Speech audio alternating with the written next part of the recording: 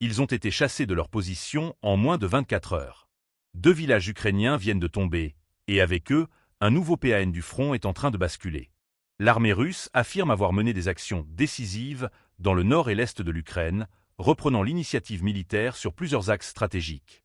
N'oubliez pas de vous abonner pour ne rien manquer de nos prochaines vidéos, et partagez votre avis en commentaire. Jusqu'où Moscou est-elle prête à pousser ses lignes? Dans la région de Soumy, au nord du pays, les forces russes annoncent avoir repris le contrôle du village de Vodolaji.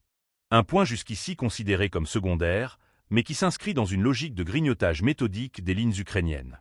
Cette opération a été menée par des unités du groupe Nord, déjà actives dans plusieurs percées récentes sur ce front.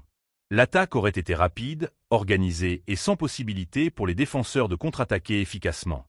Sur un autre front, à l'est, le village de Novopol, situé en République populaire de Donetsk, a également été repris par les troupes russes, cette fois sous la houlette du Sgroupe. Ces dernières semaines, ce secteur était le théâtre d'un affrontement constant, avec des allers-retours de contrôle entre les deux camps. Cette fois, selon le ministère russe de la Défense, les forces ukrainiennes ont été expulsées de la localité. Mais ces avancées ne s'arrêtent pas aux frontières de ces villages. Les troupes russes ont également ciblé plusieurs formations militaires ukrainiennes dans la région de Zaporizhia. Des frappes coordonnées ont touché du personnel et des équipements militaires à Varvarovka, Malinovka, Zaliznikny et Zatishia. En ligne de mire, la brigade mécanisée dite NAT et 2 brigades de défense territoriale. Les pertes du côté ukrainien, selon Moscou, s'élèveraient à environ 185 soldats, avec 2 véhicules blindés de combat détruits, 8 autres véhicules touchés, et surtout, une station de guerre électronique neutralisée.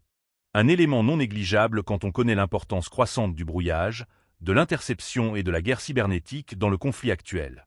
Ces opérations s'inscrivent dans une stratégie de pression continue sur les forces ukrainiennes, dans des zones jusqu'ici considérées comme relativement stables.